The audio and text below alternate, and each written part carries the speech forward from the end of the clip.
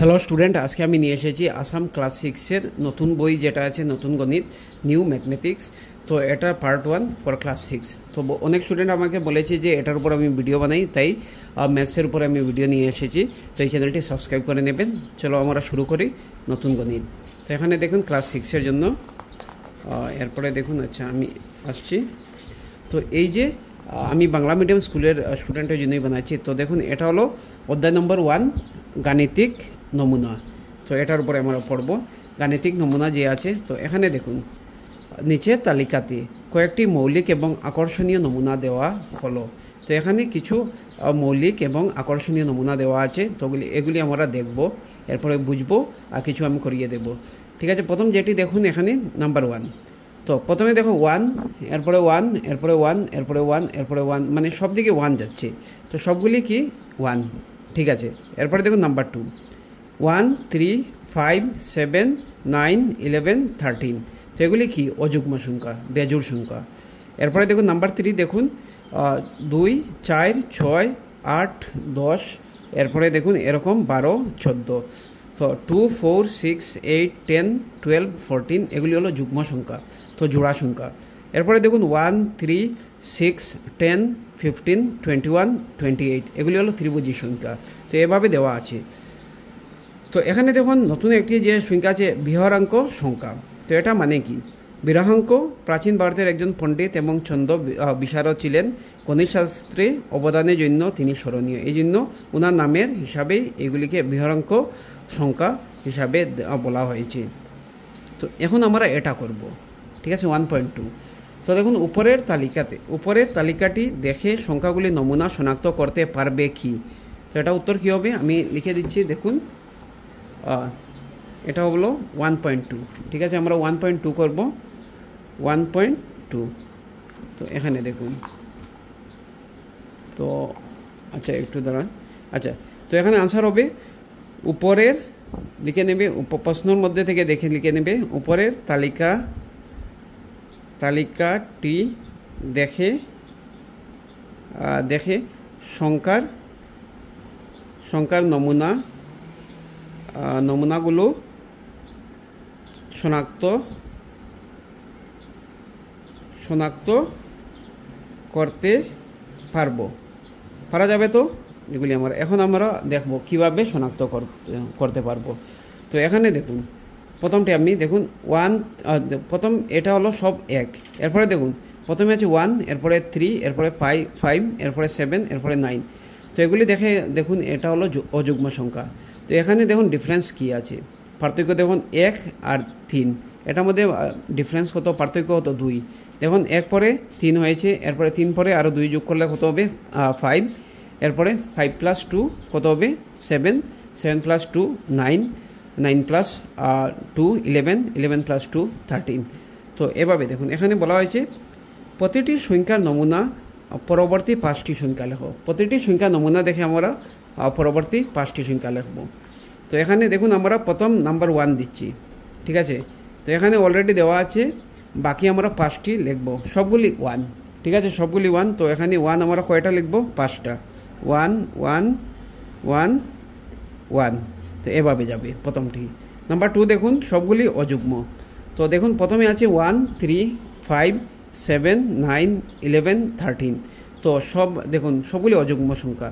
এরপরে নেক্সট অযুগ্ম সংখ্যা, অর্থাৎ 13-র সাথে কত আমরা যোগ করব, 2 যোগ করব। কারণ এই যে নমুনা আছে প্রথমে 1 হয়েছে, 1-এর সাথে 2 যদি আমরা প্লাস করি তাহলে কত হবে 3, এভাবে যাচ্ছে। তো এগুলি সব অযুগ্ম সংখ্যা। এরপরে 13-এর সাথে 2 যদি আমরা প্লাস করি কত হবে 15, 15-র সাথে আরও 2 যদি যোগ করি আমরা 17, অর্থাৎ 17। এরপরে দেখুন 17-এর সাথে আরও 2 যদি যোগ করা হয় 19, 19 পরে 21, আর লাস্ট হবে 23। কারণ এখানে বলা আছে 5টি, এখানে 6টি বলা হতো তাহলে আমরা 25 লিখতাম, ঠিক আছে। এখানে লিখে দেবে অযুগ্ম সংখ্যা,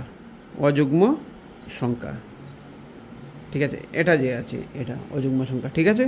আর এখানে লিখতে পারবে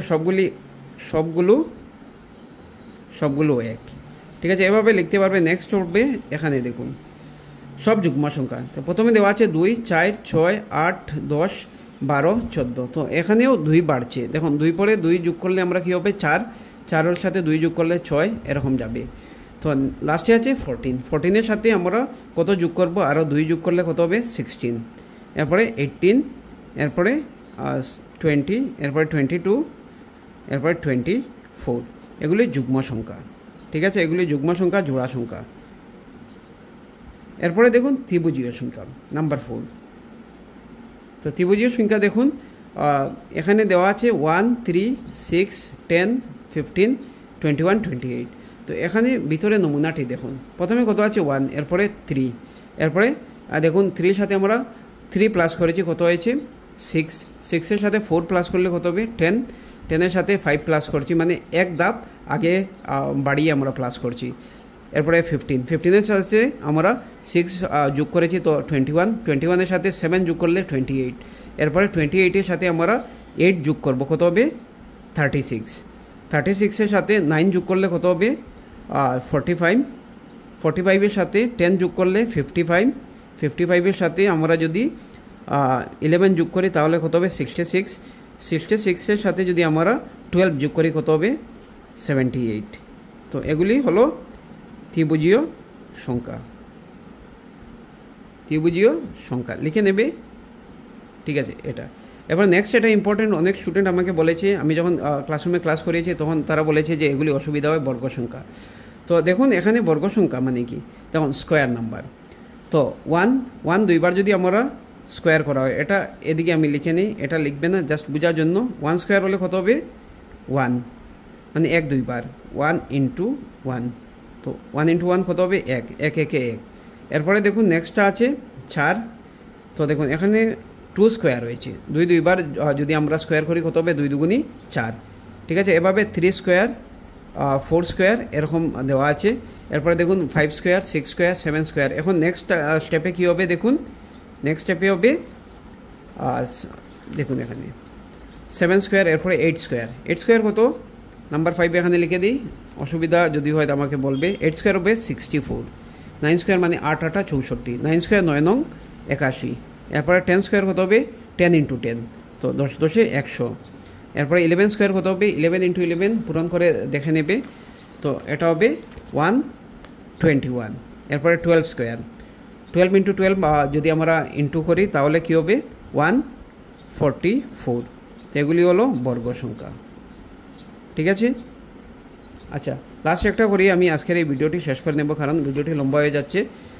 তো এখানে দেখুন গণসংখ্যা, গণসংখ্যা হলে মানুষের অসুবিধা থাকে, তাহলে আমরা 6 নম্বর দেখুন। প্রথমে কি আছে, গণ মানে কি, গণ মানে হলো 3টি। ঠিক আছে, তো এখানে 1 দেখুন, 1 কিউব বলে কত হবে 1, 2 কিউব বলে কত হবে 2, 3বার আমরা যদি পূরণ করে দেখি, দেখুন এখানে 2 × 2 × 2। তো এগুলি